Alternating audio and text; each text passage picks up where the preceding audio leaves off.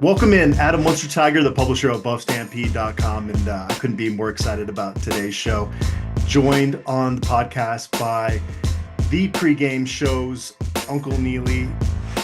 Neely, I don't even know how to express how excited I am to get a chance to chat with you about CU football. I know you're back in Jackson, Mississippi. I'm curious, when you get back home to Jackson, what's the first food spot you got to hit up? The first food spot is my local family-owned burger place. I'm a hamburger fiend, man, and that is the world-renowned Stamp Burgers on Dalton Street. You got to go there. But if you're looking for a sit-down meal, kind of white tablecloth, nice bar scene, I go to Char on I-55. So Stamp Burgers for the hamburger, Char for the little fine dining. Now, when you get back to Boulder next week, what's the first place in Boulder that you've come to love food-wise? Oh, that's easy. That's Chef Carl Solomon's place. There you go. There you go. Well, I'm going to throw some topics at you, and then we got some great questions from fans out there, so I'm going to go through those with you as well. And actually, one of them is, and you can think about this a little bit, your favorite Chef Carl Solomon dish, and we won't get into that. We'll tease that because Chef Solomon is a rock star in Boulder, and I went to bat for him even before Coach Prime got into Boulder because he would serve what we would get at the Tuesday press luncheon. They would serve us the meal that the team got, and I'm telling you, that was. And I'm a good cook. My wife's a good cook. That was the best meal I had every week. And so there's a hint of jealousy in what I'm telling you right now because you get to eat on a regular basis, but he's the man. He really is. And I love that you guys have put him in the spotlight to give him the proper recognition that he deserves. Yeah, he's easy to put the spotlight on, man. Genuine personality, hard worker, has the mission of Coach Prime and the team first. Everything he does in the cafeteria, whether he's, counting the carbs or thinking about what they need to get in them because we're getting closer to game day. Everything is about winning. He's just as much a part of that winning process as anyone else is in the building. He's really embraced that. His staff has embraced that. They are part of the team. What they do matters. And we don't have to delay it, man. Like, I know my favorite dish from him. And on the complex side is his crab cakes. They are wonderful with like no filler. And then on the simple side, the guy makes the best grilled cheese and tomato soup you ever had. There you go. Yeah, I mean, that's an underrated situation, especially you talk about these winter months in Boulder. Like, it's hard to beat a good grilled cheese in tomato soup situation.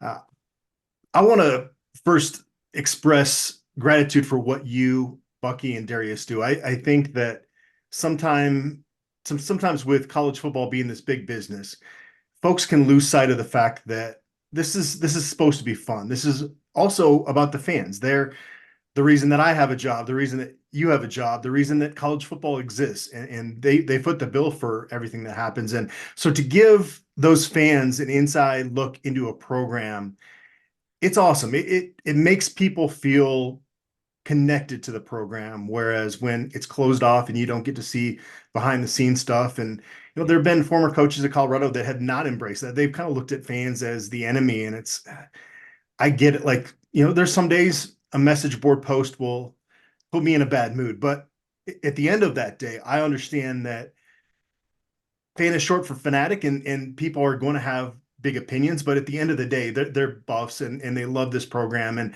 so the fact that you guys can really give a glimpse into the program for those folks is really awesome. Yeah, I appreciate that, Adam. And it's certainly a labor of love. When we started it with Coach Prime at Jackson State, he will tell anybody he's an open book, and he doesn't mind the spotlight being on him. And he realizes that if you're next to him and the spotlight is on him, you're going to get some light on you. And he cautions everybody and also reminds everybody that one hand, the blessing of the spotlight, people getting to see and know what's going on in the program, but it's also going to show your blemishes and your warts. So you got to make sure that you're doing your due diligence to improve and to work, because the camera picks up everything. And it's really a testament to his open book philosophy, man.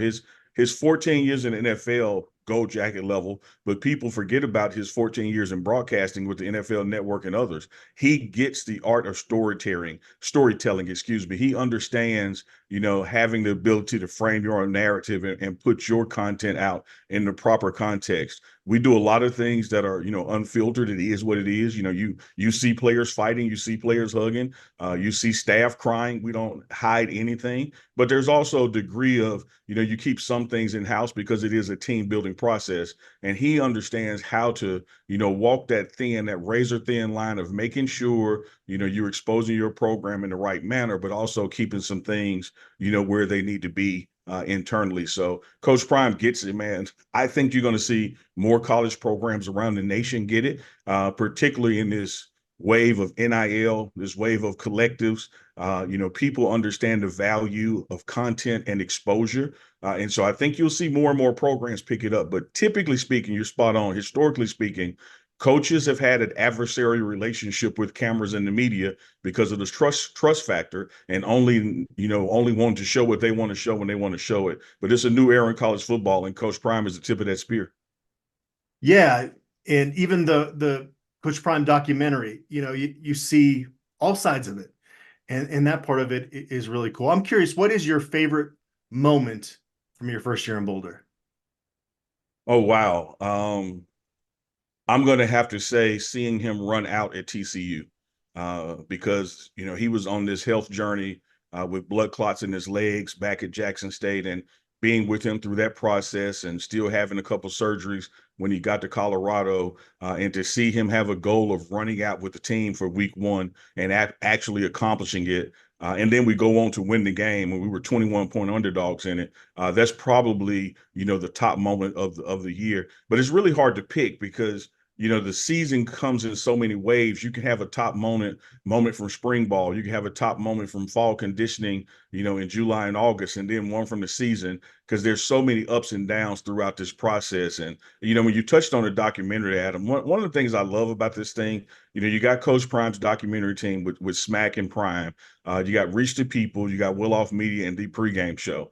And those four entities can be at the same practice or the same team meeting. And when you watch the content, you get four different things, because there's so much going on in the building on a day-to-day process. And we have so many different lenses that we're looking at that content through, that even with four entities filming, you can't get enough of it because everything is still different. Totally.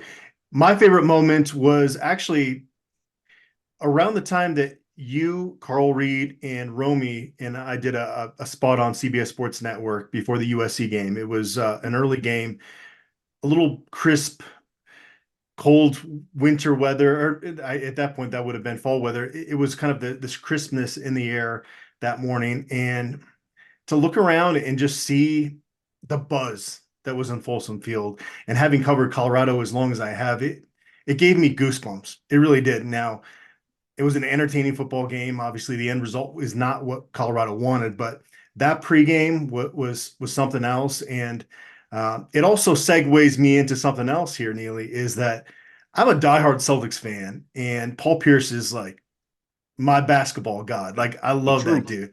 dude. I saw him down on the sideline. He was doing a live, and I couldn't muster up uh, the ability to ask him for a picture, to say hi, but just to see him on Folsom Field, man, that was really cool. That was one of those moments when, as seasoned as you can get in this job, there's those moments where you're like, man, I get to do this for a living. That's freaking Paul Pierce Yeah. at Folsom Field. Like that for me was my favorite moment.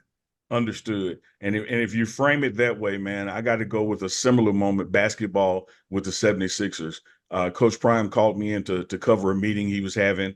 And, this happens all the time, and he has celebrity friends. But to sit in with him and Dr. J having a conversation outside of covering CU football, outside of covering Coach Prime, you talk about just a historical moment in my life, to sit there and listen to them have a conversation. And Coach Prime telling Dr. J how, everything I do, I patterned after you. I studied you, the way you moved on the bench, the way you dressed pre and post game, the way you handled the media. Like you were my Prime that I wanted to model myself after. And then to hear Dr. J give that same credit to Bill Russell, because we're all building off of someone, man, phenomenal meeting to be a part of. And you're right.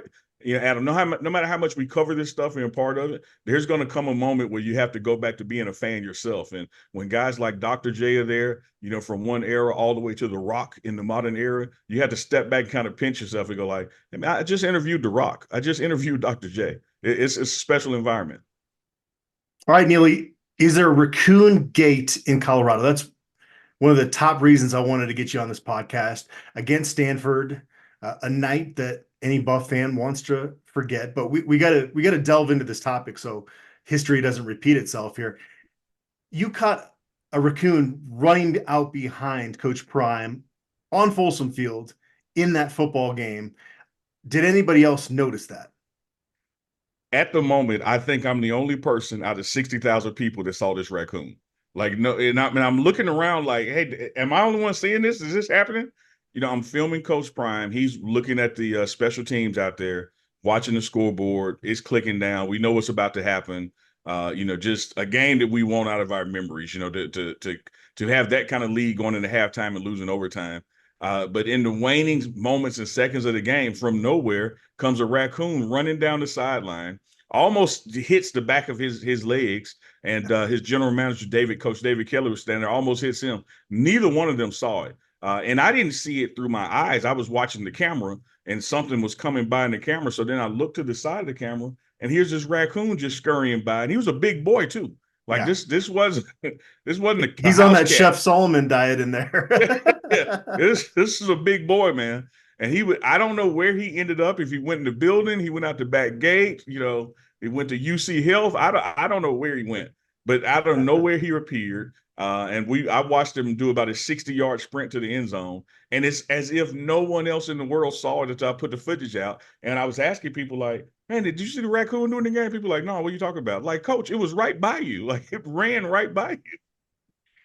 When you showed Coach Prime the video of that, what was his reaction? So it's two things. The reaction was minimal because I picked bad timing to show it to him. We know how that game was, so Yeah, I showed it to him as we were going to the press conference with you guys, and he wasn't in the laughing mood then. But it's one of those clips that makes like a blooper reel, because he doesn't play like, he loves dogs, but he doesn't play like varmints. If there's a rat in the office, the whole building has to be evacuated. Like, he doesn't play about animals that shouldn't be around. And I'm really, had he taken just one step back, he would have stepped on it. Or if the raccoon took one step to the left, he would have run into him. I'm just so glad that we didn't lose an overtime game and have a raccoon bite him in the leg or something. But they were that close to each other. I had a raccoon that lived underneath our patio in Superior, Colorado, which is just south of Boulder. And Yeah. my daughter was really young at the age, and she would go give it some food. So maybe we need to, I talked about Chef Solomon, maybe we need to find some way to exercise these demons going into the 2024 season. But in all seriousness, I'm curious if there's any guys you've witnessed getting back into the strength and conditioning program with Maurice Sims and his staff that have made you do a double take as you've kind of watched improvement out of certain guys as they've gotten into the spring semester. Absolutely. And I think it's both ends of the candle. I have been very impressed with our former players in the level of conditioning that they have returned in. Tyler Brown, who had to miss last season, has returned in phenomenal shape physically, as far as his weightlifting, but also speed and the way he can move out on the field. Same thing with linebacker Bentley. Very impressed with what he has done in the offseason with his body and strength. But I think where the real arrow is pointing up at him is that when you look at the players who are coming in for the first time here in Colorado and compare them to what was coming in this time last year, that's where you see the real difference maker. When you look at a Jordan Seaton, I don't think he gets enough credit. Like, he is unbelievably fast and agile for that size. The things that he can do. You look at Chidoze out of Houston, his strength on the bench and his work ethic. You're talking about, man, you have brought in some guys now that know how to be pros, that know how to be Power 5 athletes, that they are self-coached, self-motivated, don't have to have somebody standing over them yelling and pushing them. And this has really become the player-led team. So I think as you look at the strength and conditioning phase, we're probably, 200% beyond where we were this time last year. Yeah, I know that because Shador and Travis were such headliners that, last year's recruiting class was ranked higher nationally on 24/7 Sports, and it was a great first step in terms of rebuilding this football program. There's no doubt about that. But just top to bottom, this incoming transfer class has created a roster that is going to breed so much competition that you hear the next man up mantra all the time. And frankly, most programs they say that, but they don't have the next man up. It feels like Colorado's program has gotten to that place in year two at pretty much every position. Now, I think linebacker, they probably want to add a couple guys, but it just feels like across the board, the competition level, and that's kind of hard to undervalue because what you're doing is you're getting so much more out of those practices now when you have that type of depth on your program, and guys can't take a week off, anymore. They've got to continue to maintain their spot. I'm just curious, have you seen that early this spring in terms of there being another level of competition that's been added by adding all this talent to the roster? Absolutely, you see it. These guys aren't conceding anything. The D line, the new guys are not conceding that Shane Coates is the leader of that room. You have a room full of alpha males now, alpha dogs who want it. And I'm looking forward to spring ball, that second to the last week of March. And then we go to spring break and you come back April. And then it's consistently all the way through the spring game where you're going to see guys competing and working for depth chart spots. But I think you see it throughout the building, unit by unit, position by position. You brought in guys, Coach Prime was big on this year, Adam. Last year's transfer portal, you were getting what you needed, but you were also just taking what you could get. This year transfer portal, he went out and specifically looked for guys that not only had what he was looking for, but had produced it other places. So last year, you kind of had guys who were coming in and may come from Florida State, but they didn't play a lot. They were third and fourth on the depth chart there at Florida State. Well, now you bring in guys from Houston or Indiana, and they were starting. So you got Power 5 experience, and you got guys who know how to play ball away from home, how to play ball in different weather environments, how to get ready for games. You're not dealing with guys, who weren't used to that spotlight. So I think you're going to see, a big turnaround. And you just look at this. Now, you had a couple of games, Adam. I don't care if you and I were out there and you and I are some stellar athletes. We weren't going to win those games. We weren't going to beat Utah. We weren't going to beat Oregon. We lost those games, driving to the damn stadium like it was over before it started. But those games that could have gone either way, those Stanford, those USCs in those moments, we now have a team with the necessary depth that when someone is fatigued, someone is injured, you don't have a big glaring drop-off now in talent with the next man that goes out there. You said exactly right. Football is all about next man up, but that mantra is just really based on necessity, not necessarily that you really do have it. Well, now you have position by position out there that there's not a big drop-off or any drop-off when you sub the D-line or when you sub the linebackers or when these corners get here and get adjusted. I think we're going to be a phenomenal team. I think we're going to be much better than we were last year, and I think we're going to shock the world. Let's jump into some fan questions. First one is from Aaron Lot 303. He asked, and I don't think you're going to be able to answer this one, so I apologize in advance, but he wants to know about the new uniforms, if you've seen them, and if so, how are they? Have you gotten any uniform buzz just kind of in the building before the big release? Well, Aaron, appreciate that question. And you asked it in a manner that I can answer it because you didn't say, hey, Uncle Neely, put a picture up for us. I can't show it to you, but I have seen them. Emphasis on them. They're plural. There are multiple variations. I'm not going to proclaim that we're going to, rival Oregon and what they're doing right there with Nike. But the relationship that Coach Prime has with Nike, the relationship that our athletic equipment guy Smitty has with Nike, the variations, man, it's not just one uniform. It's what you can do with all this stuff, changing the face mask, changing the decal, changing the top and the bottom. Other than, everybody's a little superstitious in sports, whether they admit it or not. Other than just having a favorite because we played well in it, we could go the whole season and not wear the same thing twice. That's awesome. That saying, look good, play good. Like my favorite combo was pretty simple. It was just the TCU game. Colorado looked really nice in that football game, and certainly I don't know how much that translated over to on the field results. Did you have a favorite uniform combo in 2023? I loved TCU because to come out there in the white and the accents in the gold. I love that. I also love that simplistic. I'm just going to call it gray. It was almost a gray top, gray bottom, and looked kind of drab. But what was done with the helmet and the face mask for those games, and I think it was a road game maybe in Arizona where we had the gold face mask, or maybe it was UCLA. Arizona State is when Coach Prime had the gold Yes, headset on. yeah, Yeah. Arizona State. I love that combo as well. So Yeah. those are my three picks from last year. I got to go with TCU overall, maybe because it was week one and we were setting the tone. But I love that clean, road game white. We look special out there. I felt like I was living in a movie during the TCU game. That was kind of an almost out of body type of experience covering that game. It Yeah. was so much fun. Well What was it said, like for you? man. Well said. It was surreal. We were playing a TCU. I get it. College football changes hell about a semester now with the portal. So, but no matter how you look at it, TCU was just in the national championship 8 months before that game. So we're playing a team that was in the national championship week one on the road, kicking off the Coach Prime era, 21-point underdogs, and we win the game. Crowd is talking about Travis Hunter is overrated and he gets an interception. What Dylan Edwards did was as a freshman running back was special.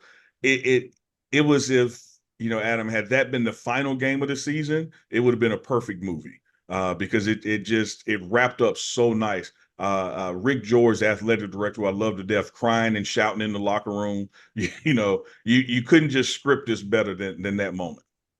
Even Colin Moore from Life in Football getting called out by Coach Yeah, Prime, the getting to press come up. conference, I yeah, mean, post game, everything about it was so cool. He's such a good dude. It was just, yeah. it was such a good feeling leaving that stadium, especially some of the stuff I heard from those TCU fans. It was like, man, like, gotta stay professional, but I really want them to go crying back to their cars. Oh, they absolutely knew they were going to beat us by 35 points. Yeah. Like they walked into the stadium gloating. They warmed up gloating. They had all their recruits there, and most of their recruits were trying to get selfies with our coach. So word to wise, when you play Colorado, you may not want to invite your recruits on that game. The attention they you're hosting them, but they're looking at us, so we appreciate it. But everything about that game was special. To have Coach run out. To win the game in the fashion that we wanted, to have those players, particularly, everybody was portal this, portal that, but to have a true freshman running back, Dylan Edwards, do what he did was amazing. Shador setting records, Shador and Travis, though early on, just Heisman buzz, which is going to happen again this year. It was phenomenal, man. Phenomenal. You mentioned you might not want to have recruits on your sideline when Colorado comes to town. There were two basketball recruits for Colorado that were there visiting TCU that weekend. Where'd they end up? Colorado. So Hey, man, the Coach look, Prime effect goes beyond the football field when it comes to Adam, recruiting.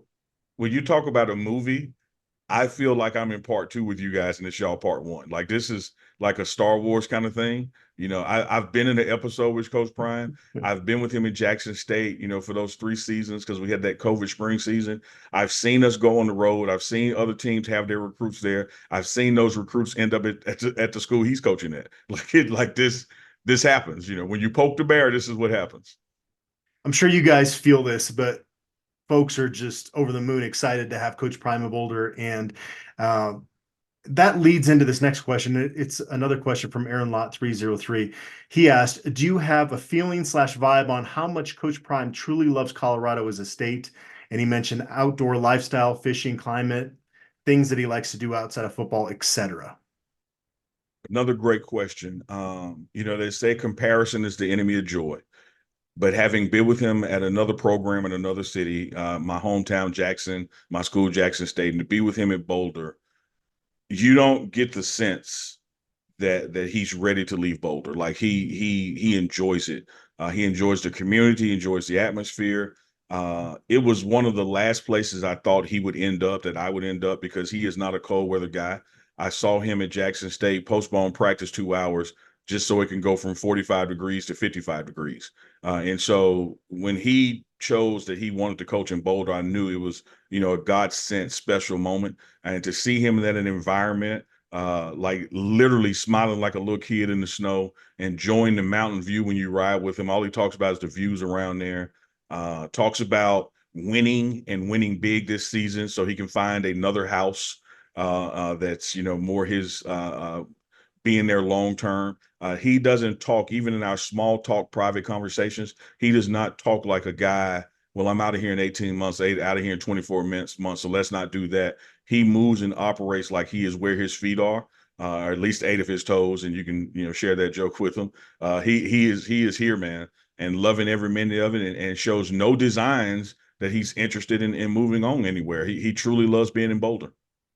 The crazy thing is that you guys all experienced maybe the worst winter in Boulder that I've experienced in 21 years. And there's, like this winter, there was that stretch where it was like subarctic weather and it was freezing, but it's kind of the exception to the norm. Like, and I wish the forecast would put more of an emphasis on in Colorado. What's the wind look like? Is the sun going to be out?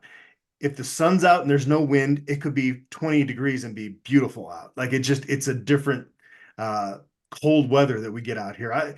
This winter's been a little bit more palatable though, I want to say. My biggest concern 14, 16 months ago was, oh my God, I've never lived in weather like that. And when I get there and I go through that December and January, all of you guys, the media folks I was working with, were telling me worst winter ever. It's almost like y'all were trying to convince me that, hey man, it's just make it through it. It's not bad. Don't Yeah. leave. And I was sitting there saying, it's still nowhere near like I imagined, or and when I got there and there was snow on the ground, December, I guess that was 22. I thought that snow was going to be on the ground to April. The snow was gone 3 days later, and then it snows again. And you go through, as you know, Adam, and I tell people when I'm here back home, 20 degrees in Boulder feels like 40, 45 in Mississippi because you don't have that moisture in the air. You don't have that wind biting through your clothes. We call it the Hulk here. The Hulk ain't out. It's sunny, and it's going to go from 20 degrees at 8 a.m. and be 60 at noon, back down to 40 and 20. Like, you get 4 seasons in a day. So if you don't like it, just hold on an hour and a half and the weather changes. Like, I have not had any gripes with the weather in Boulder whatsoever. Buff Bosco asks, Coach Prime provides a lot of access in social media with the program, but he also keeps a lid on a lot of information like injuries, player suspension, coach hires / promotions / demotions, and internal decisions that would come out under previous coaches. How does he balance this? Does he let everyone know what can be public and what needs to stay inside the building? That's a great question from Buff Bosco. I don't know how much you can answer there. Just I'm kind of curious how from your experience, how he kind of operates within that. Absolutely great question. And it's kind of a moving target. Of course, he has a relationship with Bucky. That's his son. And myself with Darius, being with him so many seasons, we've gotten a feel for what he wants out and what he doesn't want out. And there's a gray area, leave it alone. I can tell the questioner this: if it's something that leans toward giving away a competitive advantage, we leave it alone. Like, we show coaching, for instance, but we don't show a coach telling a player why he should do this or this is what he should be doing in this game, because you don't want the opponent watching YouTube and adjusting from that. So we don't show specific plays being run. You don't see signals being called. You don't hear conversations about, this particular game. It's some general football stuff. And I know I've seen non-football people in my comments going, oh, you shouldn't show that to the opponents are watching.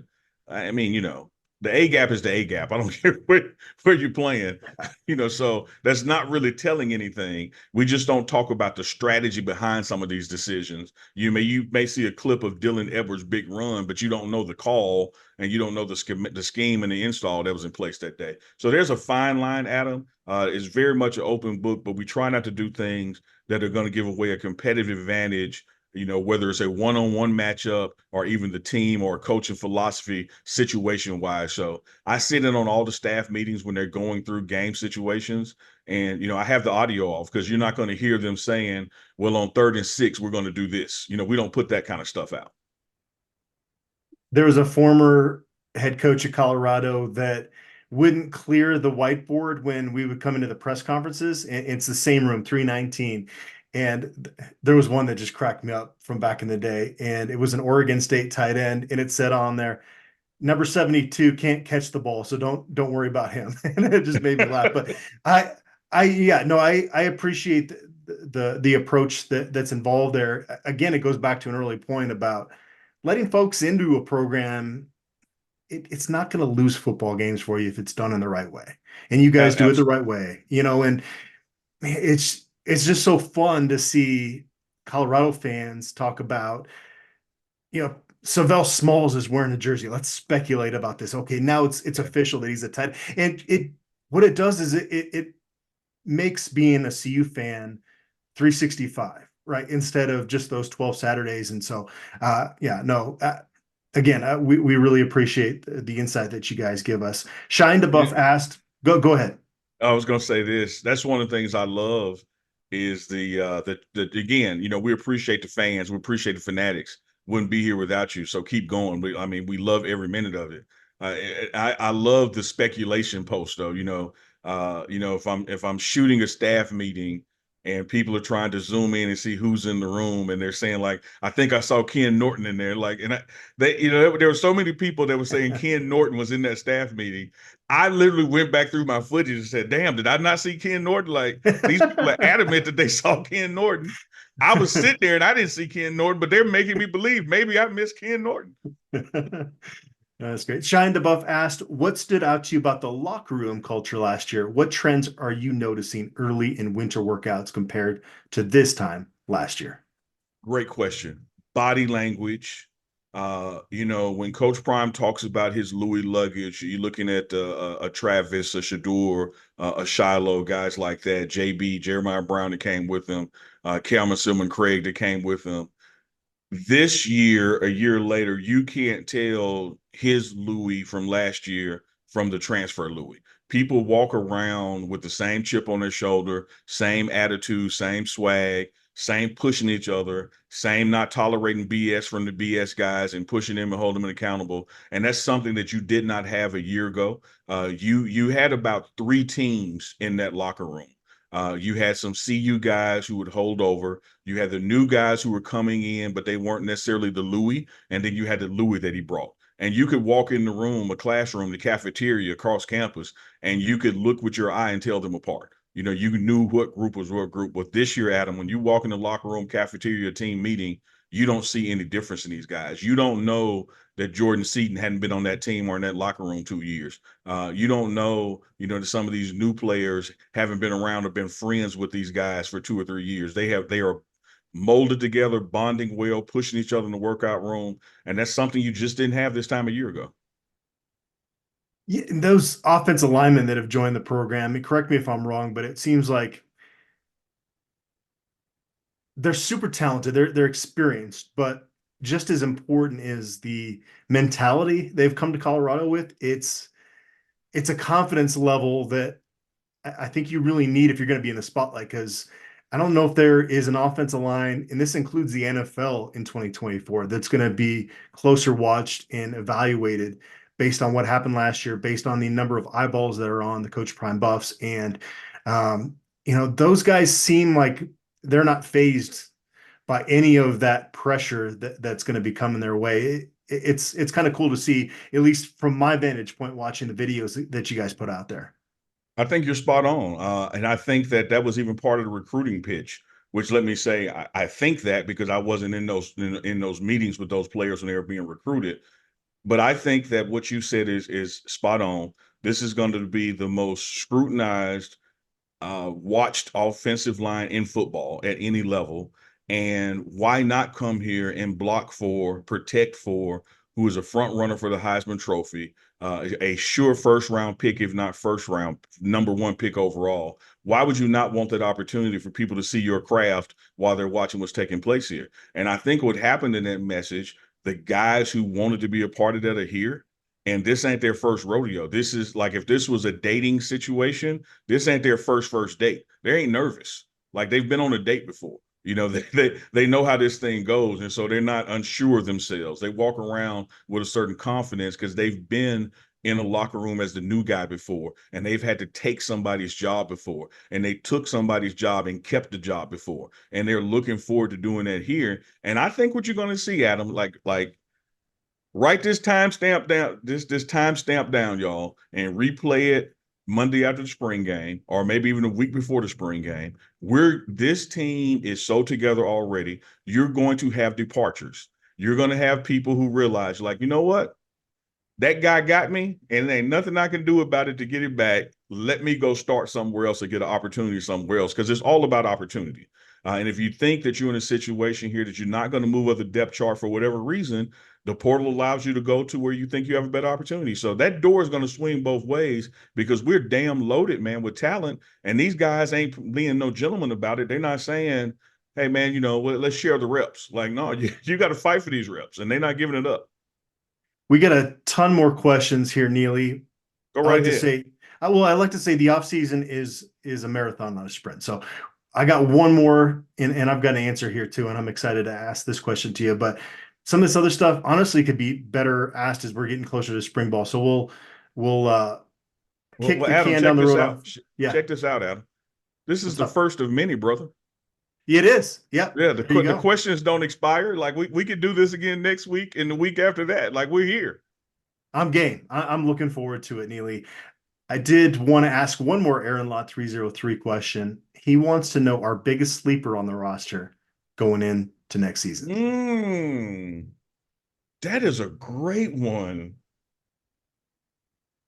I'm gonna leave. Let me do this. Let me give a position and not a name. Okay.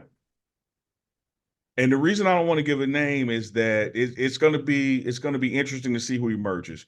But I think people are going to be sleeping on our running back room. I think what Savion Wilkerson brings to the table with that thump, I think what Alto being healthy brings with his speed and craftiness, and I think what Dylan brings with his speed, and then the freshman kid that's in is unbelievable. People are going to think that this is a pass team, and it is when you have a once in a lifetime quarterback like Shador. But one of the things that got away from us last year was being able to control the clock with the run game, being able to extend drives with the run game. And I think you're going to see the emergence of a running back room here under Coach Flea and these guys he got in the room. So I'm going to go, don't sleep on the running backs. I like that answer. I had two names written down, and one of them was Dylan Edwards. I think He's a because running back. he scored 4 touchdowns in his first game. People stopped viewing him as a true freshman last year. He was an early enrollee, so he was on the behind the scenes stuff, and kind of like you felt like maybe after that game he's just been in the program for a long period of time, and so your expectations reach a certain level, and folks have kind of pegged him into being the specialist on offense, and Yeah. there's no doubt that he's going to provide special ability as a guy in the screen game because of his speed and his ability. And a couple of those plays against TCU were just incredible. But he was a true freshman, and he's come back, put on some good weight. Mm-hmm. Don't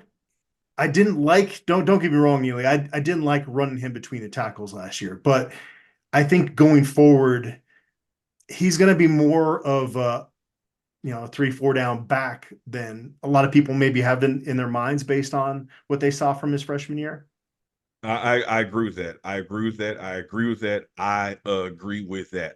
Didn't like him running between the tackles. That was a flaw in the offensive scheme last year. That's not where his talents are. His talents are in space, because if the first guy doesn't wrap him up and hold him for the next guy, he's gone for 40 yards or more.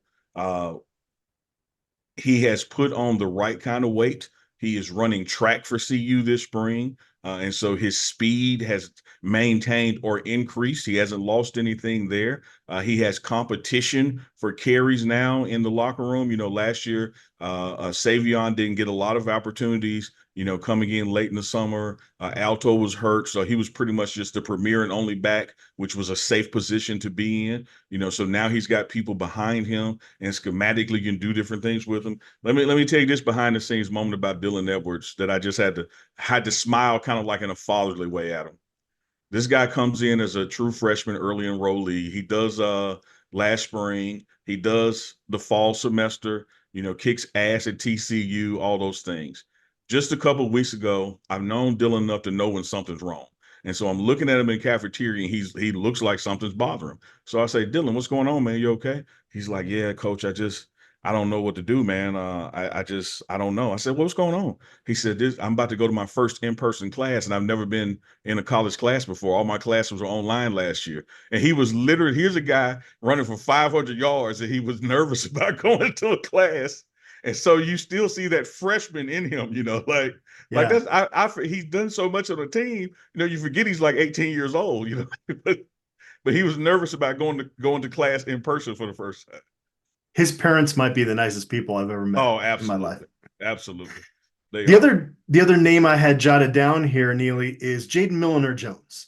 And there was a care factor that you could just see with him. And he made some mistakes. He was a true freshman last year flying around, and you've got so much talent in that secondary now. I don't know how many snaps he plays in 2024, but that's just one guy.